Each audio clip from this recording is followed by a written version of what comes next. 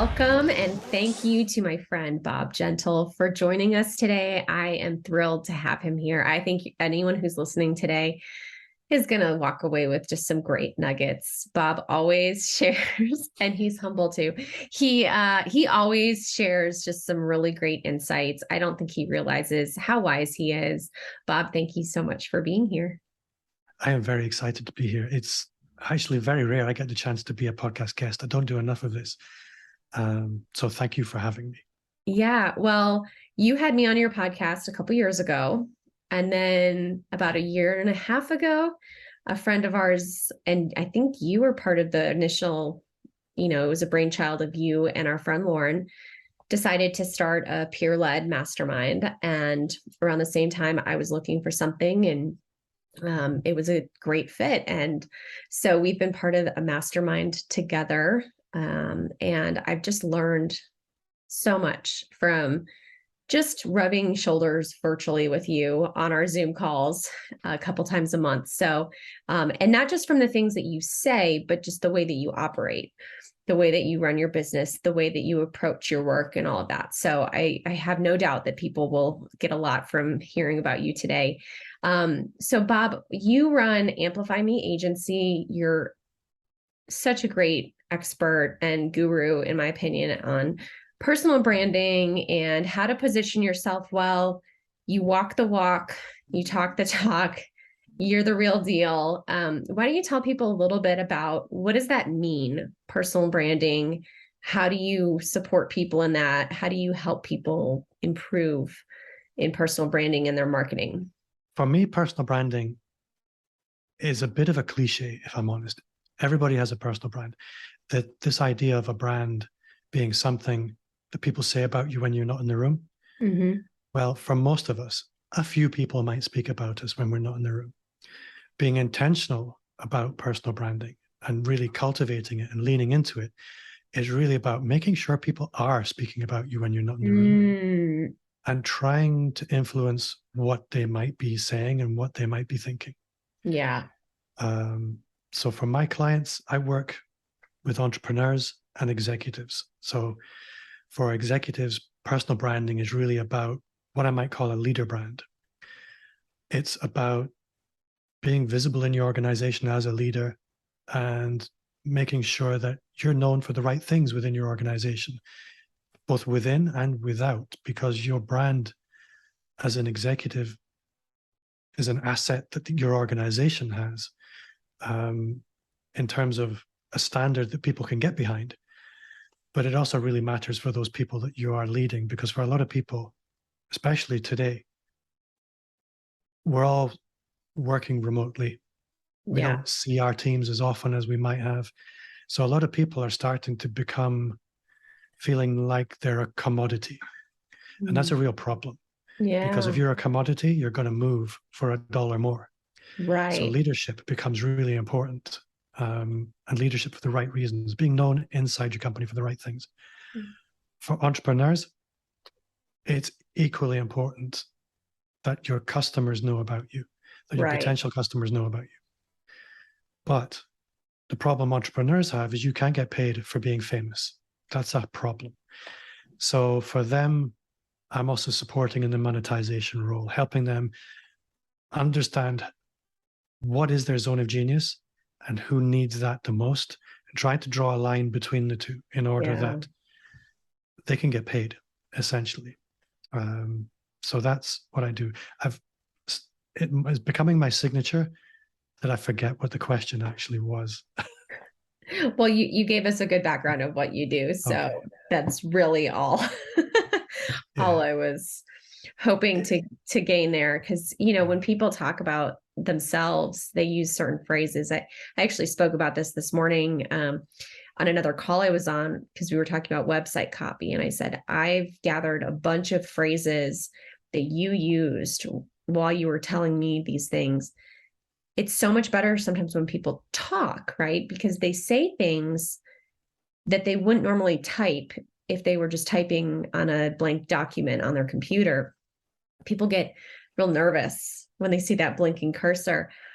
But if you're at a barbecue or you're walking at a meeting or you're at a conference and somebody asks you what you do, most people, whether they're in sales or they sit behind a computer all day in a cubicle, everyone can talk about what they do and they use certain phrases and you can pick up on what's important to them. So I love Yeah. hearing people share from their mouth what they do. So and I love the fact that you were saying, you want to get people talking about you. It's not just what they say, but are they saying anything? Because I've heard people, use that original kind of definition of like, what are people saying about you when you're not in the room? But, staying top of mind with people and having, creating reasons for people to talk about you and to be bringing you up in conversations, that's really important, especially in our virtual space. How have you seen that evolving since the pandemic and being more virtual and being more remote? I see two things happening. It's almost like a virtual natural selection, Mm, which is potentially a problem for a lot of people. And I think this is maybe why I'm finding some success at the moment. The problem, I think, with personal branding and the people who tend to be talking about personal branding mhm. is a lot of the time it's what you might call the alphas. It tends to be the quite assertive, confident, quite charismatic Mhm. people that put themselves forward and become visible as personal brands. And I think that's a problem for a lot of people because they're not great role models, because most of us aren't like that. The Right. problem with a lot of really smart people is a lot of the time they're not very outgoing. So the trend that I see at the moment is an awful lot of people who are not necessarily the best people pushing to the front and being very visible. Mm, The reason I think I'm seeing some success is I'm not one of those people. I am naturally very shy. I'm quite introverted. I'm nobody's idea of an alpha male. mm. And yet I've managed to do it. And for me, it has been really difficult to do it myself. Really? What have you And done to overcome some of that? well, I remember there was a moment where I had a big aha. And I used a podcast as a bit of a proxy to being visible because I didn't have to be on camera, didn't have to record video. I could use a guest interview as an excuse. So my role Yeah. in a guest interview is I just have to show up and ask questions. It's kind of easy. Right. So You're I just did that. facilitating. Yeah. But there came a point where I thought, you know what, this is great, but it's only taken me so far. I need to be visible. And it was so hard. Now, one of the things not that many people know about me is I spent about 15 years working in search and rescue. And I led a search and rescue team. And I was quite happy hanging under helicopters, climbing down cliffs in the middle of the night, swimming out to sea in the dark. These things were fine.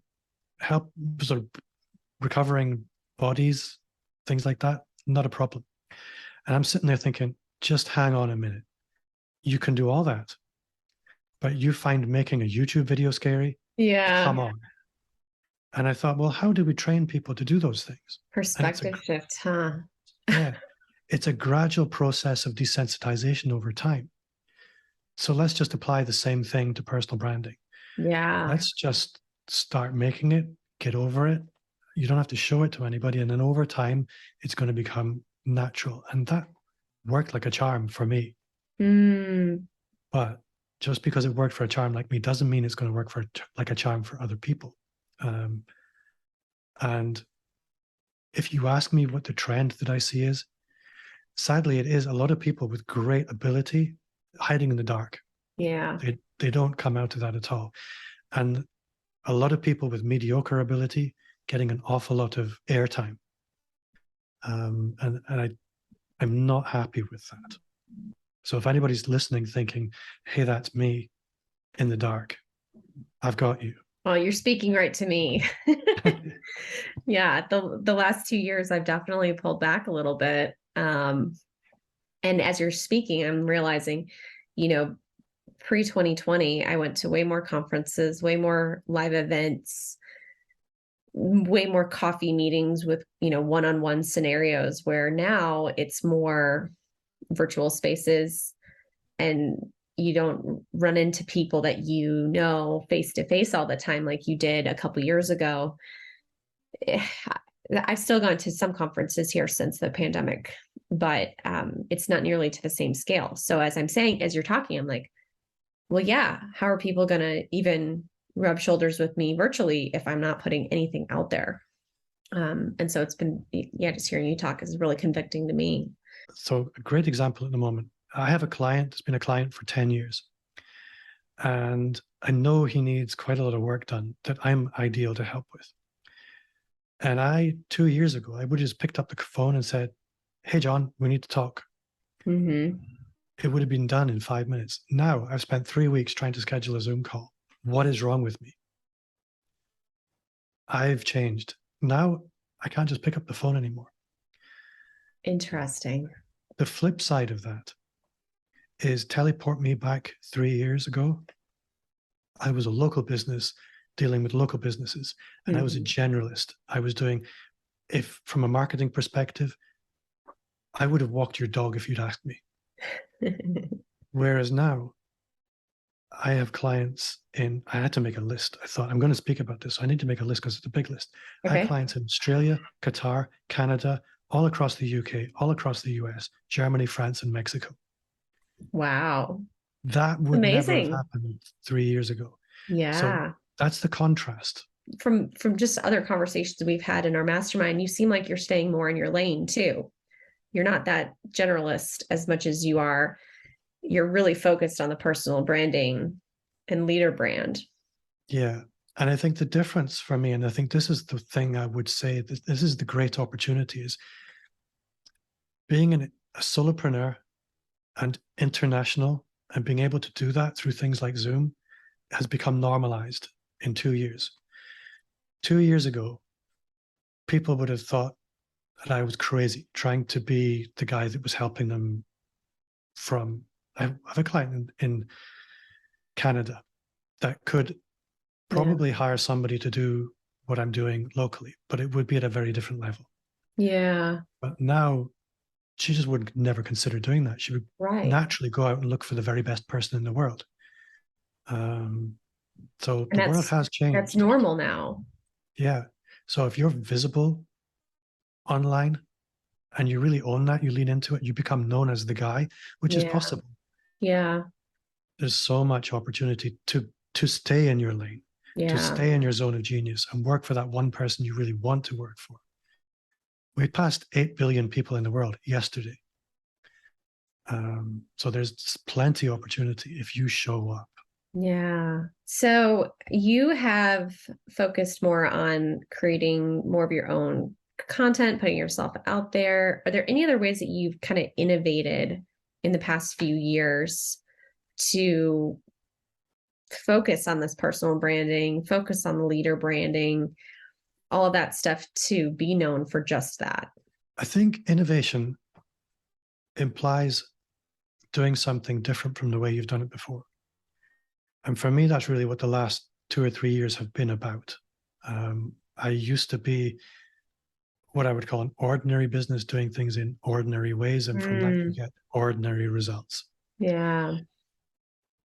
Being intentional about pivoting away from that, baby step by baby step, now means that I'm getting extraordinary results, doing extraordinary work that I love with extraordinary people who I love. And who doesn't want that?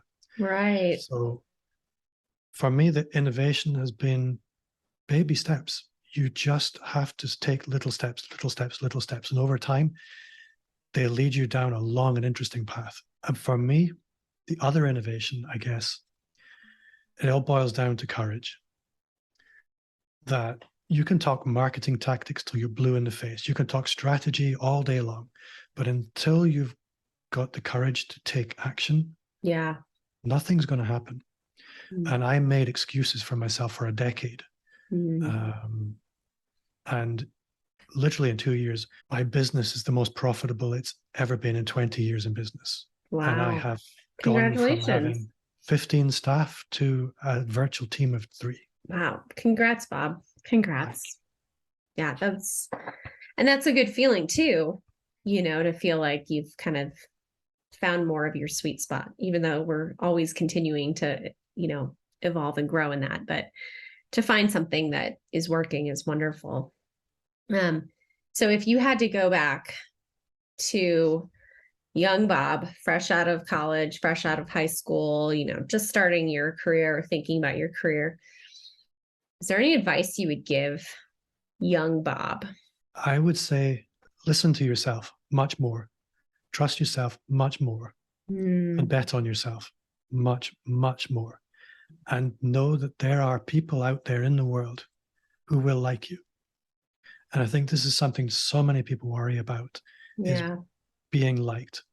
And especially if you're used to doing business in a small, predatory business community, and standing up for yourself Yeah. will allow those people who actually like you to find you. Because that's the Right. problem most people have, is they're so busy cowering in the dark that those people who would naturally like them, they'll never find you. Yeah. And they are there. I think James Altucher, I think it was in his book, Choose Yourself. He said that it doesn't matter who you are. 1/3 of people will not care. 1/3 of people will not like you. And 1/3 of people will love you. But if you're busy doing this, the numbers can never grow. So focus all your effort on that 1/3 that will love you. Yeah. And everything else will take care of itself. Now, I know just from other meetings that we've had that you are a pretty avid reader, or I don't know if you listen to them or you just read summaries or if you read the full books themselves. I'm just old. Well, I feel like you always come to our mastermind meetings with a different book of saying you should read this. But are there any good books that you've read recently that you would say, oh, if you're trying to grow your personal brand or just grow your marketing space or who you are showing up in the world online, you should read these books? 2 books. Number 1 is Mark Schaefer, The Daddy, and his book called Known. It is just from beginning to end case studies of ordinary people achieving extraordinary things just by being consistent. But showing up is hard. And the Yeah. other book that really helped me with that was Todd Herman's Alter Ego Effect, Okay. because it allowed me to separate the work of showing up from my own identity. Mm. And over time, I could then step into that new identity, but it allowed me to separate it and say, hey, it's not me that's showing up. It's a version of me that's for showing up. Yeah. And that was much, much easier. So Mark Schaefer, Known, Todd Herman, The Alter Ego Effect. Okay. Great.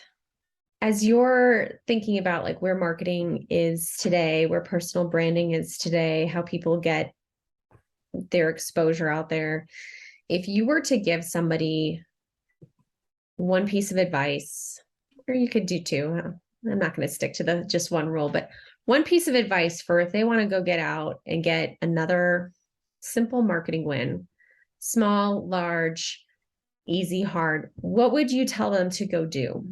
For a brand to be communicated, I like to think about a brand as a beacon. And for a brand to be seen, it needs to shine quite brightly. And corporate brands, commercial brands, they need an awful lot of power. And power is time and money. Yeah. Personal brands, it's like they need a fraction of the energy. They just are much, much more efficient. So they take much less time and they take much less money. So my advice would be, stop pouring all your energy into a corporate brand. If you're a small business, especially, start putting your energy into the personal brand, because you will get 10 times more for your time and for your money. Great. Yeah, I mean, it's interesting. Like when I talk with people, a company might hire me to help with their social media execution, strategy, content, all of that.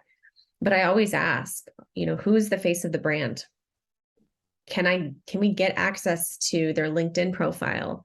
at the very least. I mean, because I'm a huge fan of LinkedIn personal profiles, and you just get so much easier traction because Yeah. people love interacting with real people. And then the stuff for the brand just kind of follows suit once the personal brand is in a good spot. Yeah. I often say to clients, if there isn't a face on it, it probably isn't going to help you. Mm, There's probably no point posting anything that doesn't have a face. Well, there is if you've literally got nothing else and nobody in your business is willing to have a picture online. But if you imagine driving down the highway and how many impressions your brain is taking in every second, and right. if there's somebody standing at the side of the road looking at the car window, you'll remember it all day long. We're hardwired as a species to pay attention to faces. Yeah. So why not? That there is a survival imperative to paying attention to faces. So use yours. Doesn't matter whether you like your own face or not. Play the rule of thirds. There's 1/3 of people who will see that face that will love it. Yeah. If you don't have the face there, yeah, you can't play the numbers. Yeah. Um, I like to encourage my clients when we're talking about corporates to think about having somebody almost as the MTV presenter for their business. Gary Mm, Vaynerchuk talks about every business should be 80% whatever they do for money yeah. and 20% media company. Mm, And that doesn't mean marketing, that means presenting. yeah. And that's why he sees such success, because he understands this idea of presenting your business. Right. It's not marketing as such. It's simply being there to say Mhm. hello and welcome people in online. Well, and as you're presenting, there's going to be little nuggets that come out in the dialogue and just the presence of merely getting up and presenting and being in the same subject matter as whatever your theme or, keyword is. There's going to be Yeah. these subconscious impressions that people get that, oh, Bob's up here and he's presenting on something. He's not even really talking about personal branding, but because that's what he typically talks about and he's up here yet talking again, people are going to just start assuming and make connections. Or if that's in your brand name or in your website materials, like there's just so many subconscious connections that people are making as you get up and get I out think there. I think there's another really important aspect to this. And I know we've been talking for a while, so I'll try and keep it short. But as an organization, let's let's so let's imagine I have a $20 million company as a client, and they have hundreds of employees. And as a leadership team, the employees really want the leadership team, trying to think how to not be too specific here. Um, I'll just be specific. So let's imagine they have lots of regional sales offices, Yeah. and the leadership team and head office think, okay, you guys in regional, we want you to go out on social media and we want you to do all these things. And the guys in regional are thinking, yeah, right. I don't have time for that. I'm not investing my personal brand in your business. Why would they when there's no leadership? There's no Mhm. role models within the organization. Right. And I think this is where I come in and where I see the huge opportunity is if you build a culture of being visible from a Right. leadership perspective, then there is somebody to follow in the organization and people understand, okay, this is normal and expected behavior to be visible online and Yeah. it's going to be celebrated. Nobody wants to be the one that sticks their head up and gets smacked down, even though the leadership are unlikely to do this. But it needs a visible leadership at the top, showing the way from a social media perspective in order for that distributed team to understand what kind of behavior is expected and normal and celebrated. Yeah. That's so Um, important. yeah. So that's my vision for how social media should be done, Yeah. but it's super Yeah. rare. It is. And I think it's, I see it as a struggle with different clients that I'm working in, depending upon their industry. They're really hesitant to it. But on LinkedIn, I've found good adoption, typically with the leadership team. typically our team is in the background doing most of the legwork to help them keep up with it and, to kind of, what's the word? Remove the barriers to entry for them to actually, be successful and consistent with it. But in the LinkedIn setting, I found that people are a little bit more receptive to the concept. When you start branching over the personal brand into other social platforms that have more of a casual nature, that's when I see the leadership team start to kind of put the brakes on things and be a little bit more nervous. And it just depends on the industry. But LinkedIn, as I found, has been it feels like a safe place for a lot of the leadership to feel like I can put myself out there as a personal entity versus just the company. I think the mistake I see a lot of people make at that level is simply delegating everything and not willing to be visible in it. And I think having somebody like you to facilitate their visibility, that's golden. Yeah. Well, and one of the struggles too is a lot of times, like you're saying, they'll delegate over some of the pieces and they forget the fact that someone like me or someone else, honestly, anybody other than them, does not know exactly who they know. And so you can never fully delegate off, the connection requests, the, accepting connections from valuable people or seeking out people that they met at breakfasts or luncheons or conferences. All of those connections are things that you alone know. And I keep telling people this. Last number I saw was that LinkedIn allowed you to have 35,000 connections, which is just insane. I mean, that's a huge number. It just feels totally overwhelming to think about managing that many contacts. But that just shows you the potential. If you wanted to get in front of specific types of people, you could. And then as you have personal branding content that you're putting out there, you're just reaching that many more people. So I think this is moving people from the market and the connections mindset to an audience mindset. It can be quite a powerful shift because 35,000 people in your audience, that could change your life. Right. If you're sitting there with 200 or 300 connections, you're missing a huge opportunity. Well, and I tell people, LinkedIn on your personal profile is one of the only places that I know of where you can curate who your audience is. You can deny a connection request if someone wants to be connected where you're like, this isn't a good fit. But let's say you're a real estate agent and you want to connect with more mortgage brokers because they refer business to you and vice versa. Well, you can go out and do searches for mortgage broker in whatever your town is or specific towns and regions you're wanting to get into. And you can make connection requests with all of those people. And as long as there's, some common thread as to why they would want to accept you, there are good odds you'll get some new connections. And then all of a sudden your network is full of your ideal center of influence or customer. On other social platforms, you can run advertising campaigns for specific types of people. You can maybe send emails to people to invite them to follow your page, but largely people might hit follow or like on your page for your company and you have no idea, is this person my ideal customer or partner? You're hoping so, but you don't know. On LinkedIn, on your personal profile, you really have a lot of control. Or the trap I see a lot of people falling into, particularly with LinkedIn, is that they're consumers. That they build their network and it feels good. They get dopamine hit every time somebody accepts a connection request. But essentially, you may as well not be there.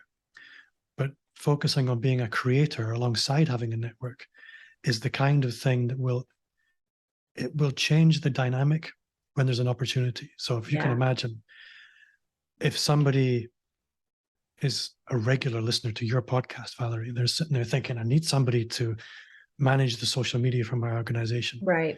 And there's this local company, this company, or there's the Valerie Morris. They've got a decision to make now. Do they use ordinary, risky, or that Valerie Morris off the TV who I know, like, and trust. Right. They have got to they have to actively dislike you before they're going to not choose to contact you. Right. Right. And Or at this least is the power of consider content. contacting. They're going to scope you out. Yeah. Well, they're going to have to actively disclude you. Yeah. Disclude? They're going to have to actively exclude you. Exclude. We're just going to make up words here on this podcast. Yeah. And that's a powerful thing. The power of the parasocial relationship is incredible, but it only comes through regular visibility. Yeah. And it can be game-changing to your business. Yeah. I haven't had to do a proposal for work for 2 years because people have already decided they want to work with you. They just want to know, can they afford it? And the answer, if you're listening, is yes, you can afford it. I'm not expensive.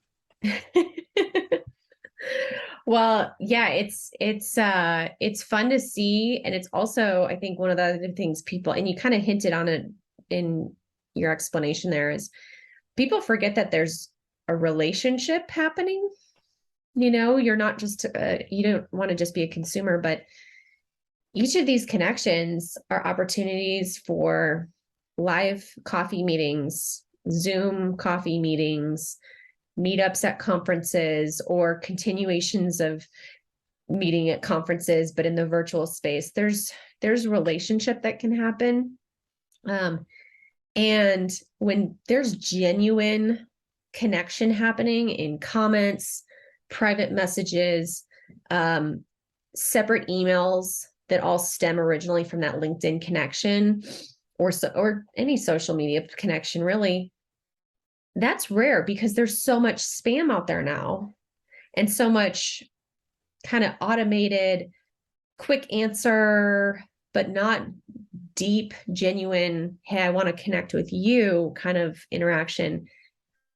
When there is that genuine reaction or interaction going on, it's so powerful, and it sticks out. It makes an impression.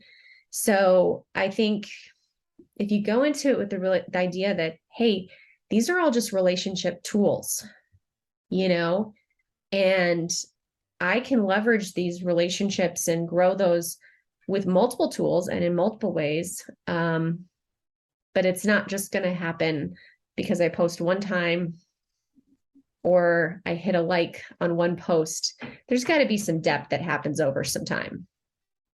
I think if you look at the fundamental job of marketing, it's to insert me into the mind of somebody else in such a way that it's retained.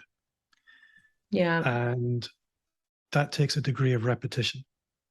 And I remember when we actually met in person in San Diego, when I was at that conference, somebody came up to me and said, "Are you Bob Gentle?" And I said, "Yes." And it was the weirdest thing. She knew what my kids' names. She knew what one of them did. She knew what both of them did. She knew where I lived. She knew what I did for fun. Yeah. She knew I was into snowboarding. She was also potentially my ideal customer. Right. But it was a very bizarre experience because I had literally no idea who she was. Yeah. I existed as a real thing in her head. And that's the function of marketing. Mm-hmm. And I am what's on offer here. It's only me. And I need to exist in other people's head. And the only way I can do that is through the vector of content, through transmitting a signal regularly, as clearly as possible. Well, and you also just mentioned snowboarding and your family, and those are things that, sometimes people have a hard time sharing some of those personal interests, but those are some of the things that often stick the most. Other people that love snowboarding too, they're going to gravitate towards you, or they have kids similar age, or just that they've been a parent too. Like, they're going to have that similar connection with you, compared to anybody else. Or it just, even if they don't connect personally with that, like, hey, I love snowboarding too, it brings a humanity to you of saying, yeah, I am a real person. I may not always get it right all the time. I struggle just like you might, because you're showing that humanity as well as the professional side of things? I think the biggest concern I hear from people when we come to talking about content and personal brand content and try to move away from being one-dimensional, because that's the danger with personal branding, is you just go for the low-hanging fruit, which is work. Right. And honestly, nobody cares. They do to an extent, Right. but you need to exist in 3 dimensions. And you can only do that if you're a little bit more open. There's a lot of people will worry, well, what if people don't like me? And actually, you need to become okay with celebrating that. And Albert Einstein said it best. It's the whole E equals MC squared thing. For every action, there's an equal and opposite reaction. And you can't have a strong force of attraction without the opposite. And Right. you have to celebrate that. I know that for some weird reason, there are some people who don't like me. And I have to be really okay with that. And I can't let that get in the way of me showing up for those people Right. who I'm for. Yeah. Um, and yeah, it just needs to be okay. Yeah. I mean, I learned that many years ago in business, but it's a good reminder. But yeah, just you deal with clients that, you're just working together and you realize like we are just not a good fit.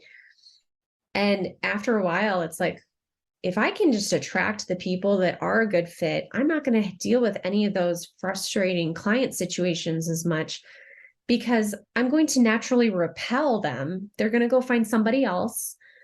And I'm going to fill my workload with people that I do enjoy working with, that are my people. So it's not just great for your brand. It also makes the workday a lot more beneficial and a lot more enjoyable. It absolutely does. I mean, people, before they contact you, they've already decided to like you. That's fantastic. There's nothing worse than winning a client and then discovering that you both think the other person's an asshole Mm-hmm. and you're stuck with each other. Yeah. I apologize for my bad language. Um, We'll forgive but you just this one time. it happens all the time that you win a client and you think, Yeah. oh, what have I done? Yeah. It's just bad news. Right. Yeah. Well, Bob, you have just shared so many great nuggets of wisdom. I'm going to be walking away with just encouragement today, even uh, to take some action steps towards my own personal brand, and just so many good reminders that you just shared. So I just want to thank you for that. Um, you mentioned before we jumped on here that you have a personal brand roadmap. Do you want to tell me a little bit about what that is and how that's helpful for people? The personal brand business roadmap. So I have 2 tools. One is available now. The other one will hopefully be ready by the time this goes out. So the first one is the personal brand business roadmap. And that's really designed for those people like coaches, consultants, creators, those people who need to both build their personal brand and then monetize it. And a lot of the time, people find that confusing to the point of paralysis. So this roadmap really helps you take it in a stepwise route. And if you visit my website, amplifyme.agency, it's incredibly hard to miss. I challenge you to miss it. The other thing is what I'm calling the personal brand canvas. And that's really designed for those people who simply need to understand, okay, what is my personal brand? And how Yeah. do I express it? So that could be more for everybody, but in particular for the executives and the leadership space, where Okay. you don't necessarily need to monetize. Your business has already got that covered. So the personal brand business canvas will help you work through all of that. So they will both be available on my website, hopefully by the time this comes out. Okay. Great. And so if people want to get more from you on a day-to-day basis, they just want more wisdom from Bob Gentle in their life. Amplifyme.agency. And where are you showing up most on social media these days? Well, my podcast is awesome. It's where I get to be incredibly nosy and ask all kinds of great questions from amazing people like you. It's the Personal Brand Entrepreneur Show. It's everywhere there are podcasts. If you want to connect with me online, I'm everywhere, and you'll find me at Bob Gentle on pretty much every platform. And I would welcome anyone to get in touch. If anybody wants to email, It's bob@amplifyme.agency. Great. Anytime. Wonderful. Well, Bob, thanks again so much for joining us today and sharing so many amazing little tidbits here and just inspiration to get our brands and our personalities out there more. So thanks so much, Bob. It's absolutely my pleasure. And you're also very smart. Oh, well, thank you so much. If you liked what you just heard, please hit subscribe to make sure you don't miss any of our future episodes. And while you're at it, go ahead and leave us a review. That not only helps us out, but it helps others discover great interviews just like this one.